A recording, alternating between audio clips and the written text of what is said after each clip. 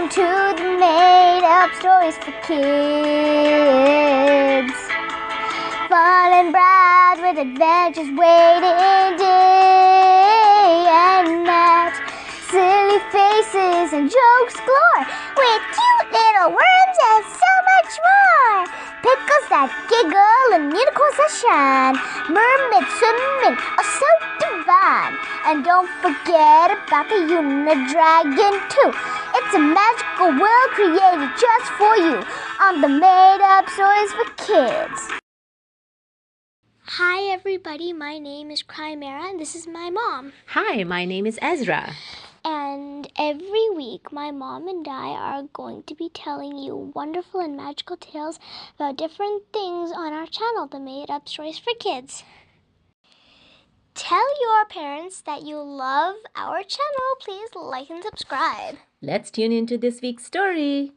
Let me tell you a story. It starts deep down in the bright blue ocean, in this incredible world full of color and life. It's a story about a very small fish who took on a very big mission. So meet Raja. Now, he wasn't the biggest fish in the sea or the fastest, but he had the kindest heart and was just so curious about everything. His scales shimmered in the sunlight, kind of like tiny little rainbows, as he zipped all around the coral reef he called home.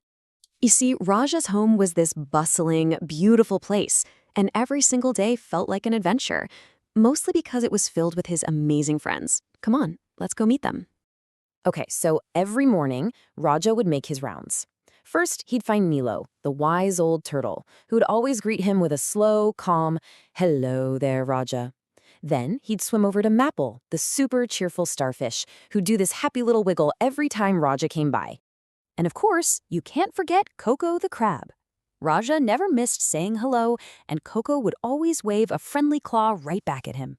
Raja's world was just perfect, peaceful, and so full of life. But then, one day, something happened that changed absolutely everything. So Raja was just swimming around his favorite spot when he got this feeling, that something was just wrong. The water felt weird, the beautiful coral seemed kind of dull, and there was this thing floating nearby that he had never, ever seen before. It was this strange, shiny, crinkly bag. He gave it a little nudge with his nose, and in a flash, bam, it twisted and wrapped right around his fin. I mean, just look at his base. He is terrified. He was completely trapped. Can you just imagine how scared he must have felt? Nothing like this had ever been in his home before. What was this thing? Where in the world did it come from? And how was he ever going to get free? He just started panicking, wiggling and struggling with everything he had. And after what felt like forever, he finally wriggled free. Phew! He was safe, but he was also really, really scared. And he knew, right then and there, he had to warn his friends. That scary moment really sparked something inside Raja. He couldn't just swim off and try to forget about it. No way! He knew this danger was real, and the only way to deal with it was to get his friends together. So, Raja gathered everyone. He told them what happened, trying to explain that their amazing home was changing, and these weird new things were making it dangerous. And you can see it on their faces. They're worried. They know he's telling the truth. Raja asked where these things even came from, and Nilo, being the wise old turtle he is, had the answer. They came from humans, creatures from that other world, up above the waves. Nilo explained that, sometimes they just forget that the ocean is a home for so many creatures just like them. And this was the turning point.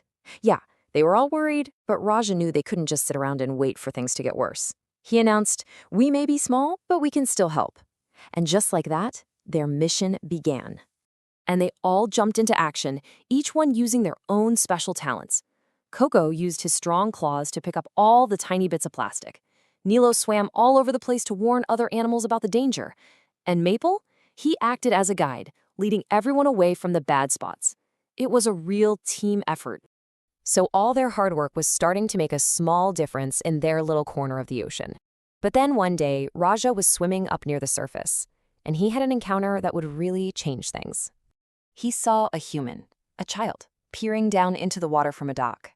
Now, at first, Raja was probably a little scared, but he was also curious. He started swimming in these little circles, splashing a bit, almost like he was trying to say something. trying to show the child what was happening to his home. And then something amazing happened. A connection was made. The child saw the trash floating in the water, got this concerned look, and then started carefully picking it all up, piece by piece.